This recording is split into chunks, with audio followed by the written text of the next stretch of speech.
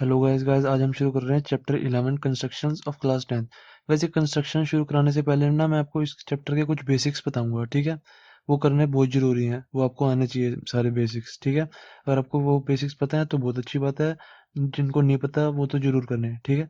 ये वीडियो उसी पे ही है। जैसे बेसिक्स में क्या है, जैसे मैं आपको बताऊंगा कि 30 डिग्री, 60 डिग्री, 90 डिग्री, 45 डिग्री मतलब एंगल्स बनाना सिखाऊंगा, ठीक है। एंगल्स एंगल्स बनाना सिखाऊंगा, ये बहुत इंपॉर्टेंट है, ठीक है। इस एक्सरसाइज में 11.1 11.2 इनमें बहुत इंपॉर्टेंट है एंगल्स बनाना, ठीक है। और मैं आपको पैरेलल लाइंस बनाना सिखाऊंगा, ठीक है। पैरेलल लाइंस बनाना सिखाऊंगा, ठीक है।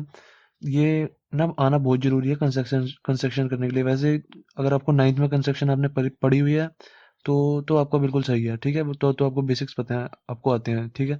तो नाइन्थ में हमें सिखाया जाता है कि 30 डिग्री, 60 डिग्री, 90 डिग्री, 45 डिग्री और मतलब एंगल्स कैसे बनाने हैं और पैरेलल लाइंस कैसे बनानी है, ठीक है। ये सब आनी चाहिए आपको। तो इस वीडियो में मैं आपको ये बताता हूँ, ठीक है। बेसिक सारे थोड़े बहुत ही हैं, ज़्यादा नहीं है, ठीक है। तो सबसे पहले में हम देखते हैं एंगल्स कैसे बनाने हैं, ठीक है। तो सबसे पहले एक हमने स्ट्रेट लाइन खींची,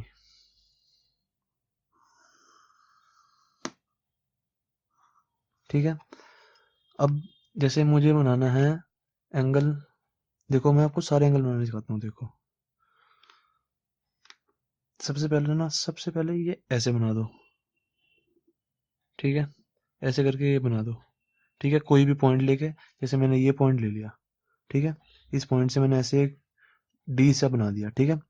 तो अब देखो, अब जितने पॉइंट से ऐसे मैंने ऐसे आर्क बनाई है ना, उसी से ही अब कंपास को बिल्कुल बंद या खोलना नहीं है बिल्कुल भी, ठीक है। अब इसको बंद और खोलना नहीं है, जितने जितने ऐसे ऐसे ये बनाई है ना, उसी से ही अब यहाँ पे रखो सेंटर, कंपास को हमारी यहाँ पे रखो, ठीक है। यहाँ पे कंपास को रखो और ये एक ऐसे एंगल बनाओ, ठीक है। ऐसे इसको काटो, ठीक है। और एक ऐसे ही इससे यहाँ से ऐसे एक और एंगल बनाओ, ठीक है। ये ऐसे इसको काटो, ठीक है। तो ये वाला एंगल क्या होगा मेरा 60 डिग्री, और ये वाला क्या होगा 120 डिग्री। देखो इस पॉइंट से ऐसे इसको ये मिला दो, ठीक है। ये पॉइंट, ठीक है। ऐसे इसको पूरा मिला दिया, इस पॉइंट से इसी पॉइंट से मिलाना है, ठीक है। तो ये एंगल क्या हुआ मेरा, यहाँ से लेके यहाँ तक कितना हुआ 60 डिग्री, ठीक है। ये मेरा 60 डिग्री हुआ। अब ऐसे ही इस पॉइंट से यहाँ पे लाइन बना दो, ठीक है। तो ये पूरा एंगल कितना हुआ मेरा, यहाँ से लेके पूरा ये एंगल, ठीक है। ये कितना हुआ 120 डिग्री, ठीक है। ये हुआ मेरा 120 डिग्रीज, ठीक है। पूरा यहाँ से लेके पूरा यहाँ तक, ठीक है।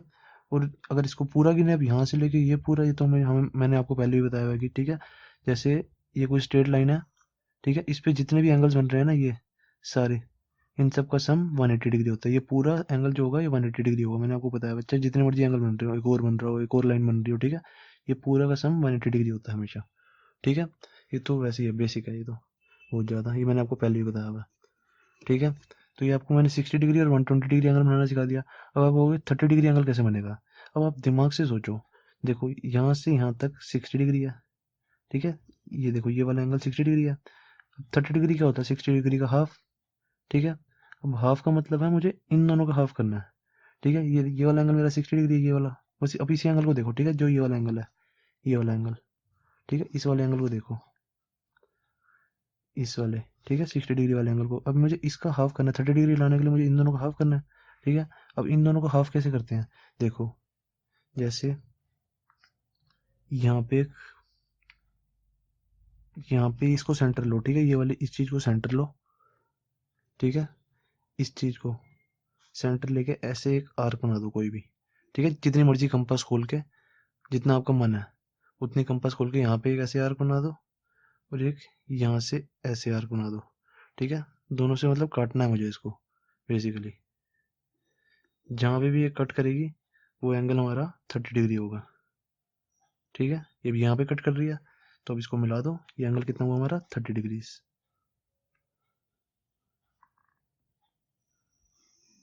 ठीक है। ये वाला एंगल कितना हुआ मेरा 30 डिग्रीज, ये वाला एंगल, ठीक है। ये 30 डिग्रीज हुआ, ठीक है। यहाँ से यहाँ तक। अगर अब आपको 15 डिग्री निकालना है, फिर ऐसे ही यहाँ पे एक एंगल लगा, यहाँ पे मतलब इस पॉइंट पे, ये वाले पॉइंट पे कंपास रखो, ऐसे एक एंगल बनाओ, ठीक है, ऐसे, ठीक है, और ऐसे ही इस पॉइंट पे एंगल रखो, कंपास रखो, ऐसे एक और यहाँ पे एंगल बनाओ, ठीक है, जहाँ पे पॉइंट मीट कर रहे हैं उस पॉइंट को यहाँ से मिला दो, ये 15 डिग्री हो गया। ऐसे जितना हाफ करना चाहो वो कर सकते हो, ठीक है, 60 डिग्री, 30 डिग्री, 30 डिग्री से मैं 15 डिग्री भी बना लूंगा। अब जैसे देखो मेरे को ना इसके और इसके, इस लाइन और इस लाइन के बीच का एंगल निकालना है, ठीक है, ये लाइन कहाँ जा रही है, 30 डिग्री है, ये वाली लाइन, ठीक है, ये वाली लाइन क्या है, ये वाला एंगल मतलब 60 डिग्री, ठीक है। अब मुझे इन दोनों के बीच का एंगल निकालना है। अब इन दोनों के बीच का एंगल पता क्या होता है, जैसे देखो ये 60 डिग्री है, 30 डिग्री है, तो 60 प्लस 30 डिवाइडेड बाई 2 कर देंगे, ये इनका बीच का एंगल होगा, ठीक है। 60 प्लस 30 कितना होता है, 90, तो 90/2 कितना हो जाएगा, 45, ठीक है।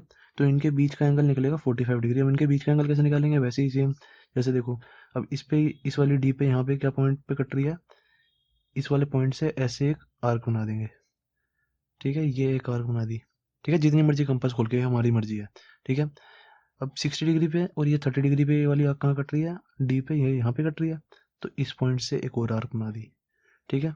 तो अब इस पॉइंट को जोड़ दो, ये वाला एंगल कितना बन जाएगा हमारा, 45 डिग्री, ठीक है। इसको पेन से बना देता हूँ, थोड़ा साफ साफ लगेगा। गाइस जो जो मैं बना रहा हूँ ना, ये आपको साथ साथ बना के देखना, वरना बिल्कुल समझ नहीं आएगा, पक्का कह रहा हूँ, ठीक है। ये 30 डिग्री एंगल बन गया, 45 डिग्री बन गया, 60 बन गया। अगर हम इसके बीच का मतलब निकालना है तो फिर 45 प्लस 60 डिवाइडेड बाई 2 कर देंगे, ये इसके बीच का आ जाएगा यहाँ पे एंगल, ठीक है। इस पॉइंट से ऐसे आर्क बनाएंगे, इस पॉइंट से फिर ऐसे आर्क बनाएंगे, ठीक है। इस पॉइंट से ऐसे कंपास से ऐसे आर्क बना देंगे, फिर एक इस पॉइंट से ऐसे आर्क बना देंगे, फिर यहाँ से कट के ऐसे मिला देंगे, ये इसके बीच का एंगल आ जाएगा, ठीक है। ऐसे हम बीच के एंगल बना सकते हैं। अब देखो 90 डिग्री तो बहुत इंपॉर्टेंट, 90 डिग्री जो एंगल है ना वो बहुत इंपॉर्टेंट एंगल है, ठीक है, वो तो सबको बनाना चाहिए। जैसे देखो मैंने सबसे पहले ये 60 बनाया था, ये वाला एंगल 120 बनाया था, ये 120 था, ठीक है। अब वन, मुझे पता है 120 और 60 के जो बीच में एंगल बनता है ना, वो 90 बनता है। कैसे, देखो 120 प्लस 60 डिवाइडेड बाई 2, बीच का एंगल निकालने का यही फॉर्मूला है, ठीक है। जो एक ये वाला एंगल और इस वाले एंगल के बीच का एंगल निकाला ना, तो ये वाला एंगल क्या है, 120 निकला, फिर ये वाला एंगल क्या है, 60 निकला, फिर इनके बीच का निकालना है, तो डिवाइडेड बाई 2 कर देंगे, डिवाइडेड बाई 2 करते हैं तो बीच का एंगल आता है हमेशा, ठीक है। तो 120 प्लस 60 कितना होता है, 180, 180/2 कितना हो जाएगा, 90, तो 90 डिग्री आ जाएगा इन दोनों के बीच का एंगल। अब इन दोनों के बीच का एंगल निकाल के देखो चलो। अब इन दोनों के बीच का एंगल क्या है, इस डी पे जो ये यहाँ पे आर्क लगाई थी हमने, ये इसको ऐसे किया, ठीक है, ऐसे ही अब इसको ऐसे किया, ठीक है। अब ये स्ट्रेट लाइन खींच दो, दैट्स इट, ये हमारा 90 डिग्री एंगल हो गया, ठीक है। यहाँ पे लिख दो, ये 90 डिग्री एंगल हो गया, इसको ऐसे बना दो आप, ठीक है, 90 डिग्री एंगल हो गया है, ठीक है। ऐसे हम जितने मर्जी एंगल्स बना सकते हैं, ठीक है। और कई बार बच्चे पूछते हैं कि अगर बाई चांस क्वेश्चन में आ गया कि हमें बनाना है 4.7 डिग्री का एंगल, तो हम कैसे बनाएंगे। हमेशा क्वेश्चन में गाइस वही क्वेश्चन आता है, पेपर में हमेशा वही क्वेश्चन आता है जो हम एंगल बना सकते हैं। पेपर में आएगा 15 डिग्री एंगल बना के दिखाओ, एक मार्क्स में कभी बार क्वेश्चन आता है कि 15 डिग्री एंगल बना के दिखाओ। 15 डिग्री एंगल कैसे बनेगा, जो हम बना सकते हैं ना, हमेशा वही एंगल आता है, ठीक है। जैसे बोल देंगे 45 डिग्री एंगल बनाओ, तो 45 मैंने बनाना मुझे आता है, 60 और 30 के बीच का एंगल 45 बनता है, 60 प्लस 30 90/2 45 एंगल बन जाएगा। कहेंगे 90 डिग्री एंगल बना के दिखाओ, ठीक है, तो 90 भी मुझे आता है, 90 डिग्री एंगल है, ठीक है। हमेशा वही एंगल पूछते हैं पेपर में जो हमने करा होता है, ठीक है, हमेशा ये चीज़ याद रखना, ठीक है। कभी ये नहीं बोलेंगे 3.3 डिग्री एंगल बनाओ या 7 डिग्री एंगल बनाओ, 7 डिग्री एंगल बन ही नहीं सकता, ठीक है। हमेशा हमारे 15 डिग्री बन सकता है, या ये नहीं बोलेंगे कि 16 डिग्री एंगल बनाओ या 31 डिग्री एंगल बनाओ, ये नहीं बोलेंगे कभी भी, क्योंकि 30 डिग्री एंगल बन सकता है हमारा, 31 डिग्री हम ऐसे कैसे बना देंगे, ठीक है। वो तो हमें फिर डी यूज़ करनी पड़ेगी, डिवाइडर, ठीक है। तो हमें वही एंगल पूछा जाता है कंस्ट्रक्शन में बनाने के लिए जो हमें आता होता है बनाना, ठीक है, जो हमने सीखा होता है बनाना। हमेशा गाइस एक चीज़ याद रखना, ठीक है, जैसे आप किसी भी दो एंगल के बीच का एंगल बना रहे हो ना, जैसे आप ये 30 और 45 डिग्री के बीच का एंगल बना रहे हो, ठीक है, जैसे ये मान लो 30 डिग्री और ये 0 डिग्री, ये 0 डिग्री होता है, ठीक है। ये 0 डिग्री और 30 डिग्री के आप बीच का एंगल बना रहे हो, ठीक है। तो ये बीच का एंगल ना, जैसे ये जो ये एंगल है ना, ये तो एक पॉइंट हम यहाँ से लेंगे आर्क, एक आर्क हम यहाँ से बनाएंगे इस वाले पॉइंट से, और दूसरी आर्क हम ये जो जहाँ आर्क ये टच हो रही है ना, इसी पॉइंट से ऐसे ही बनाएंगे, ठीक है। हम ये नहीं कि ये वाला पॉइंट ले लें यहाँ पे या ये वाला पॉइंट ले लें, ये जो आर्क है ना, ये आर्क यहाँ से यहाँ तक, ये एक पॉइंट हम यहाँ से लेंगे और दूसरा पॉइंट हम यहाँ से लेंगे, और ये आर्क हमें हैंड से नहीं बनानी, ठीक है, हाथों से नहीं बनानी यार। ये जो आर्क मैंने हाथों से बनाई है ना, क्योंकि मुझे थोड़ी प्रैक्टिस है इसलिए मेरी आर्क सही बन जाती है। पर आपको क्या करना है, आर्क पूरी एक्यूरेट बनानी है। जैसे ये मैंने कंपास खोल के ये यहाँ पे आर्क बनानी चाहिए, यहाँ पे जैसे आर्क बनानी चाहिए, तो ये पूरी आर्क को परफेक्ट बनानी है कंपास से, ठीक है, यहाँ से लेके सेंटर और ऐसे कंपास से आर्क बनानी है, ठीक है। तो अब ये इतना तो हमारा हो गया, एंगल्स हमारे हो गए। अब गाइस मैं बताता हूँ आपको कि पैरेलल लाइन कैसे बनानी है, ठीक है। पैरेलल लाइन, ठीक है, ये हमारी जो 11.1 है ना, इसमें भी बहुत यूज़ होगी, ठीक है। तो सबसे पहले देखते हैं पैरेलल लाइंस। पैरेलल लाइन क्या कह रहा है, पैरेलल लाइन क्या कहते हैं, सबसे पहले एक स्ट्रेट लाइन बना ली, ठीक है। अब ना इस लाइन के ना पैरेलल हमें एक लाइन बनानी है, ठीक है। ये जो हमने एक लाइन खींच दी, ठीक है, जैसे ये कोई लाइन है, इसको नाम दे दो ओ ए दे दो, या कुछ भी दे दो, ए बी दे दो, ए सी दे दो, कुछ भी दे दो, ठीक है। ये हमने एक लाइन बना ली, ठीक है। अब कह रहे हैं कि इस पॉइंट पे ना, इस पॉइंट पे कोई एक और इसके पैरेलल, बिल्कुल इसके पैरेलल लाइन बनाओ, ठीक है, with the use of compass. देखो अब कैसे करेंगे। अब इसको बनाने का क्या रूल है, अब इस पॉइंट पे सबसे पहले इस पॉइंट को सेंटर लेके ऐसे आर्क खींच दो, ठीक है, जितने मर्जी आप कंपास खोल के ऐसे एक आर्क खींच दो, ठीक है, यहाँ से लेके पूरी यहाँ तक, ठीक है, ये आर्क खींच दी हमने।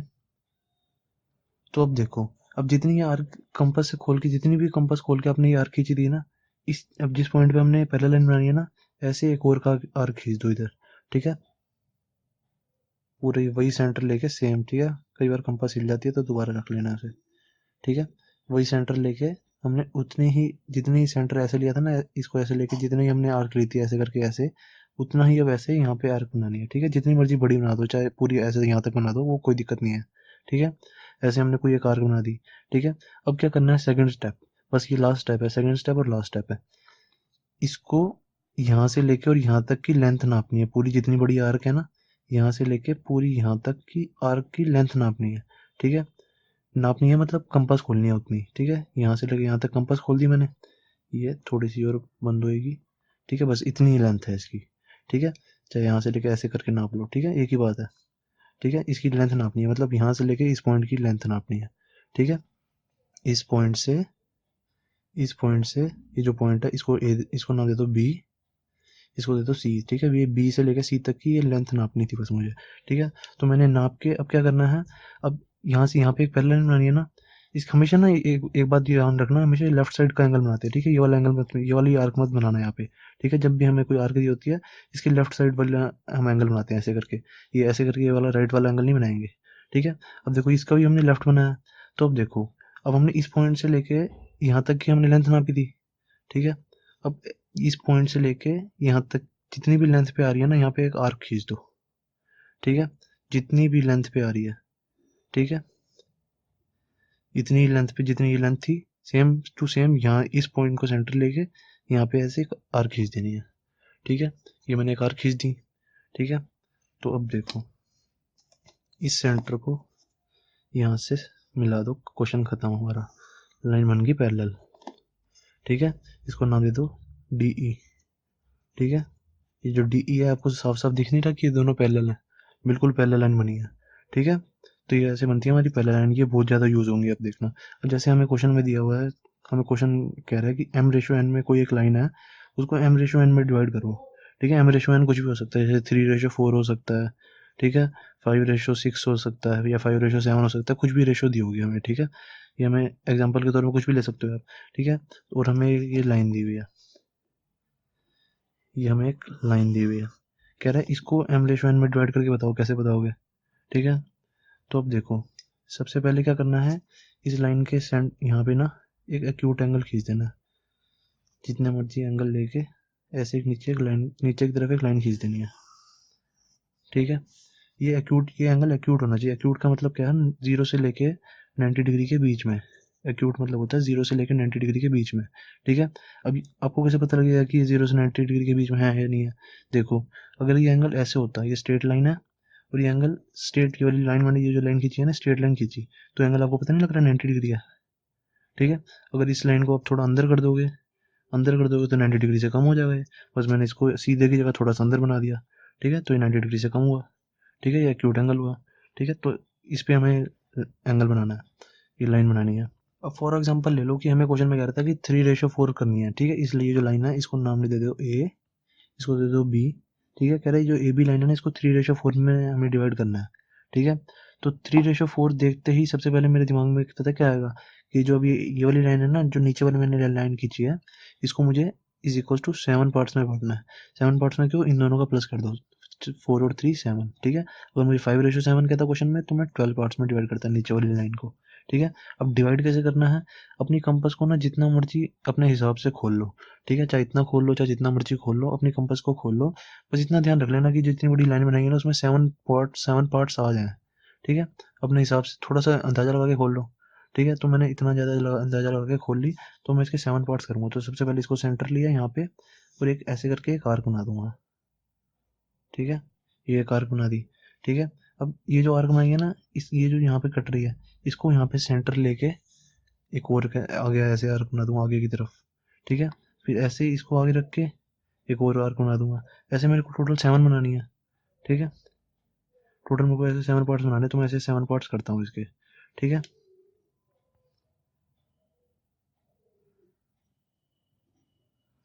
1 2 3 4 5 6 7 आ जाएंगे बिल्कुल। अगर नहीं भी है तो आप लाइन थोड़ी बड़ी कर सकते हो, ठीक है। जो आपने स्केल से लाइन बनाई है तो इसको थोड़ी बड़ी कर लो, ठीक है, ज़्यादा बड़ी कोई दिक्कत नहीं होती।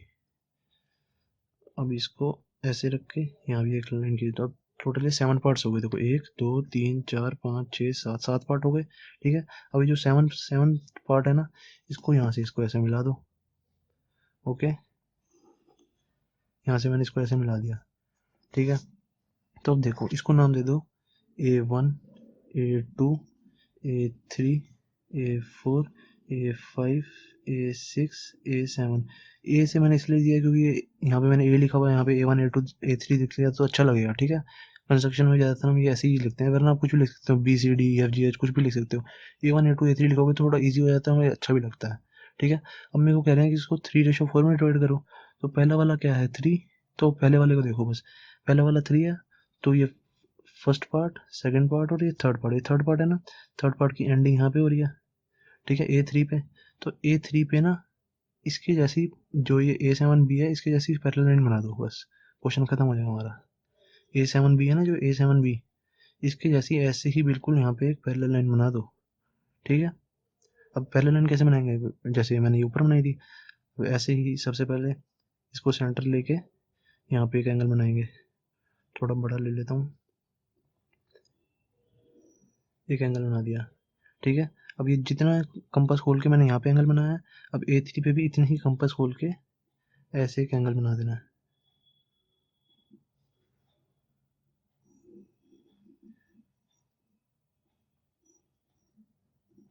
ठीक है। इतना हो गया। अब देखो, अब यहाँ से लेके इसकी यहाँ तक की आर्क की लेंथ नाप लो, ठीक है। इसकी यहाँ से लेके यहाँ तक की आर्क की लेंथ आ रही है, थोड़ा बड़ा छोटा करना पड़ेगा, बस ये यहाँ पर आ गई, ठीक है। यहाँ से लेके यहाँ तक की मैंने लेंथ निकाल ली। अब यहाँ से लेके इसको काट दो, ठीक है।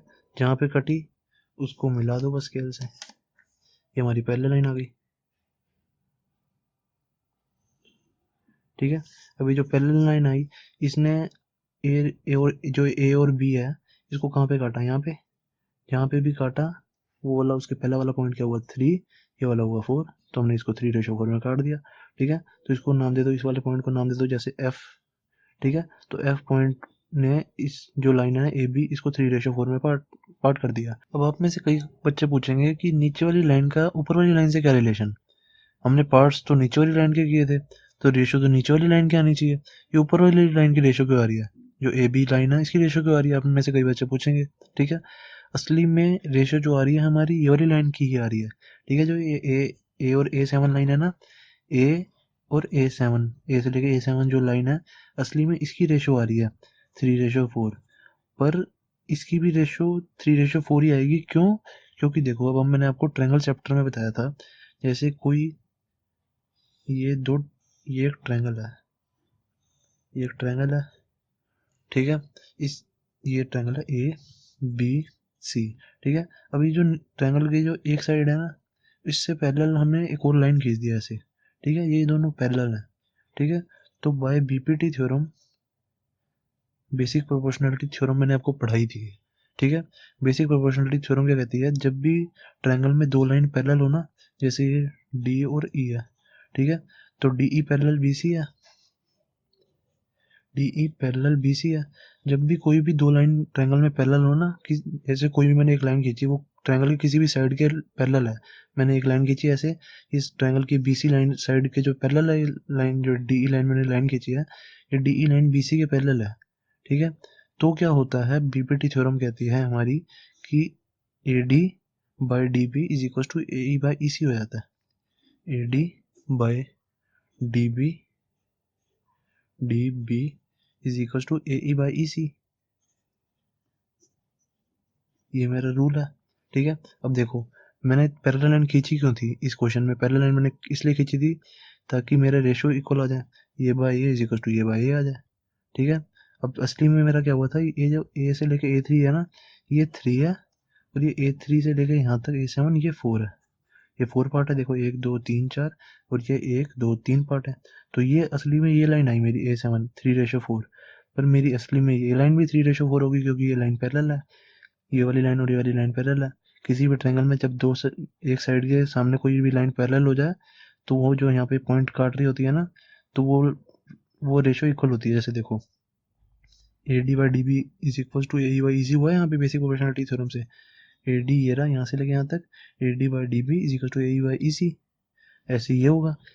ए three by A three seven is equal to A F by F V, ठीक है, दोनों इक्वल है, ये वाली चीज़ और ये वाली चीज़ ऐसे इक्वल होगी, ये भी थ्री रेशो फोर, ये भी थ्री रेशो फोर, ठीक है, इस पॉइंट और इस पॉइंट से, इसलिए ये हमारी यूज़ हुई है बेसिक प्रोपोर्शनलिटी थ्योरम, ठीक है। आगे हम जब क्वेश्चन करेंगे तो आपको और क्लैरिफिकेशन मिलेगी, ठीक है, आपके उसमें कंसेप्ट में क्लैरिटी आएगी और ज़्यादा, हम जस्टिफिकेशन देंगे बीपीटी थ्योरम कैसे यूज़ हुई, ठीक है। क्वेश्चन में कई बार जस्टिफिकेशन भी पूछा था कि जस्टिफिकेशन तो, ठीक है, ज़्यादातर क्वेश्चन में वैसे नहीं पूछा था जस्टिफिकेशन, पर कई में कुछ क्वेश्चन में पूछा भी होता है, ठीक है।